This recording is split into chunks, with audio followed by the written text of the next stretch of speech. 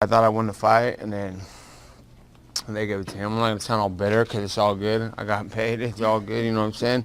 And I don't think he did much. And he did a lot of running in that fight. And I think I've been saying, and my brother's been saying for years, like in Pride, like he should have got yellow cards for that type of thing. You know?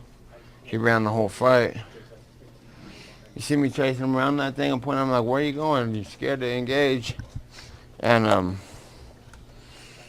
I feel like they should have took points for that. And on top of me winning anyways, I think that they should have took points, which wouldn't have let him to win the fight. So that's how I feel about the whole fight, the whole situation. And top it off, I was injured coming into this fight. And that ain't some excuses either. I got the whole thing on tape, and I hurt my knee about a month ago, and I wasn't able to train jiu-jitsu for the last month. And then about 2 weeks after that, I was just sparring boxing, and I really hurt my rib. I got hit in the body by my partner, Alan Sanchez. He's a really good boxer, skilled boxer. And that put me out of sparring about 2.5 weeks ago. And I got that all on tape, so just to set it off, not to make excuses, because I got that all videoed up. But he should have finished me off. If I would have been fighting me, I'd have took me clean out. So that's my take on the whole. I remember I went to the dealership, and I was like, yo, what up?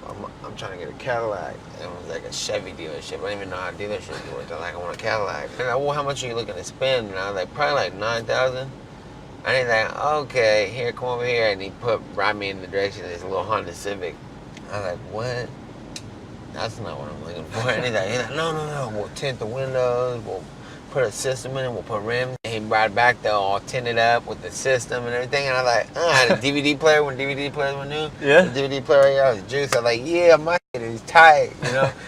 I had like some 12s in the trunk, and I was like, dumped it. And then I found out how much houses were on the market was high. Houses, like a house we lived in, they were trying to sell us for like $750,000. And I was like, are you kidding me?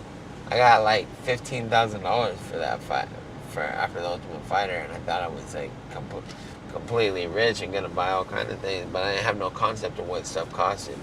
Well, Nate, I know that fighting is a very serious thing for you. You don't take particular enjoyment in it, but after what we just saw at the weigh-in, the energy of the crowd, what do you take from something like that? It's a fight. It's a fight. That's what it is. So I'm just trained up.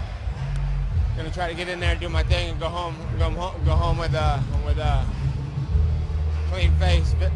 That's the plan.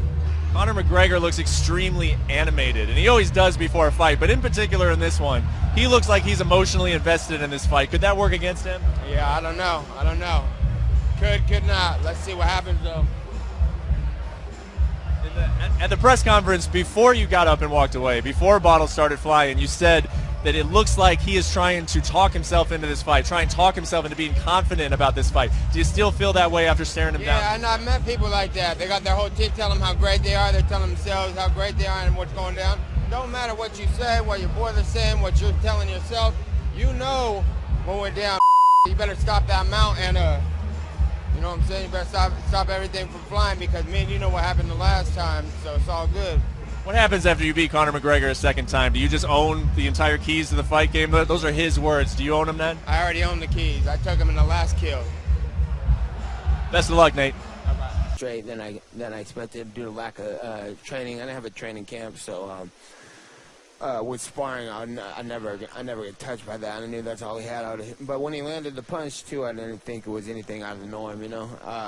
But in my head, and I was telling myself, I was like, I'm gonna have to have a slower first round and pick up as I go, because I wasn't, like I said, I wasn't doing round after round after round. But I knew if I coasted and got warmed up the first round or two, I would be able to push through 3 or 4 hard rounds. Yeah, that's what we see, Nate. You know, sometimes it's hard to get warmed up when you don't have a full training camp. I told everyone, you know, he's an endurance athlete. You know, the only problem was he couldn't get his timing on. He couldn't get the sparring rounds. And if he can get to the first round, it'd be great out there. And yeah, you did great out there, Nate. You know, do you feel like, you know, you exposed him? Do you feel like he's obviously a good striker, but were you ready to expose him? I knew the whole time when I said from my last fight that I would beat that guy. You know what I'm saying? Why did you think that? I didn't. I knew that.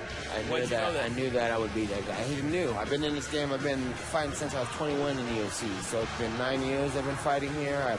That was my 25th fight, I think, in here. And he's like 6 or 7, 8 fights, whatever. But when I got here, I was young and I had a few fights. I was unstoppable too. But I'm like, I was better than that then, I think, you know. And what I thought was like, this guy's getting all this push off of his where he's from, and everybody's behind him pushing him, but I felt like I put in a lot of work and time and not getting that same push or love. And I'm going to call out a littler weight class to fight. I never do that, you know. I'll fight a higher, heavier weight guy. But when he went to that Go Big conference and everybody let him run the show, that's where they messed up. That wouldn't have happened if I was at that press conference. And I was like, you want to call out the middleweights and the heavyweights? All right, well, then now you're out of line. You're out of pocket stepping into my weight class. Now I'll fight you. So all I had to do was get that fight, and that's why I had to make the scene after my last fight and make this fight happen. And they wanted him to win, too. So I had to take this fight on the short notice because they weren't going to give me nothing. I had to take what I could get.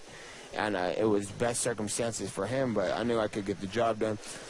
It was either kill or be killed, like I said, and I knew, you know, the martial artist, I'm like you might be able to win some rounds or win on a cut, but you can't beat me.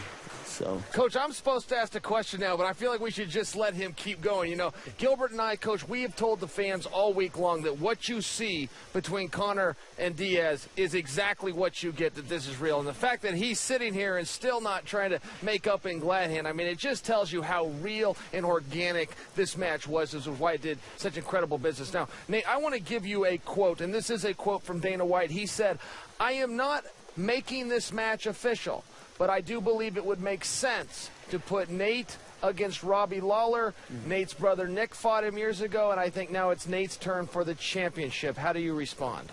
I want the biggest fight I could get. So whatever they're going to do, let's do it. But that would mean you stay at 170 pounds. Is that where you want to stay, or do you plan to go back to 55? Yeah, I'll fight at any weight class.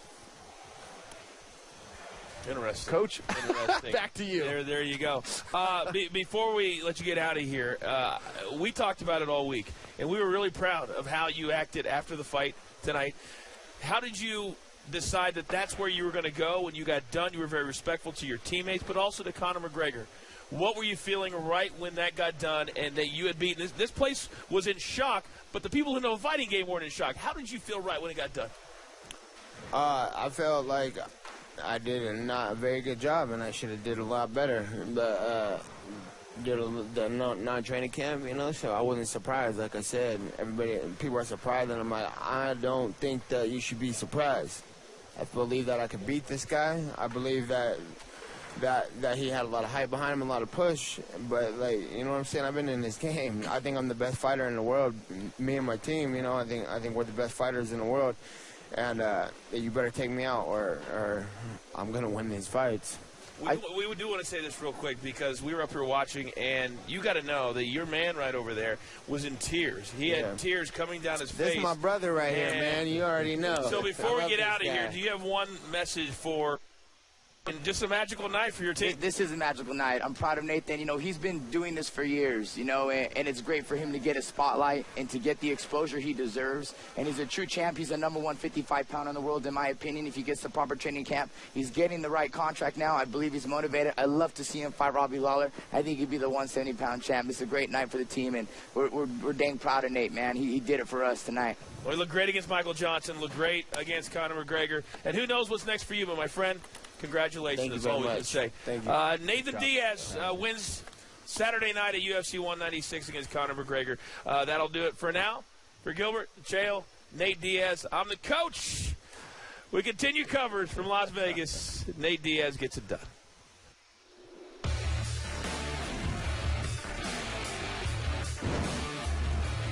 And Coach, Saturday was Diaz's 12th career win by submission, his 9th in the UFC. That's second most. Well, Nate, I know that fighting is a very serious thing for you. You don't take particular enjoyment in it, but after what we just saw at the weigh-in, the energy of the crowd. What do you take from something like that? It's a fight. It's a fight. That's what it is. So I'm just trained up. Gonna try to get in there and do my thing and go home. Go home with a clean face. That's the plan. Conor McGregor looks extremely animated, and he always does before a fight, but in particular in this one, he looks like he's emotionally invested in this fight. Could that work against him? Yeah, I don't know. Could not. Let's see what happens, though. At the press conference, before you got up and walked away, before bottles started flying, you said that it looks like he is trying to talk himself into this fight, try and talk himself into being confident about this fight. Do you still feel that way after staring him down? Yeah, and I've met people like that. They got their whole team telling them how great they are. They're telling themselves how great they are and what's going down. Don't matter what you say, what your boys are saying, what you're telling yourself. You know when we're down, you better stop that mount and, you know what I'm saying? You better stop everything from flying because me and you know what happened the last time, so it's all good. What happens after you beat Conor McGregor a second time? Do you just own the entire keys to the fight game? Those are his words. Do you own them then? I already own the keys. I took them in the last kill. Best of luck, Nate.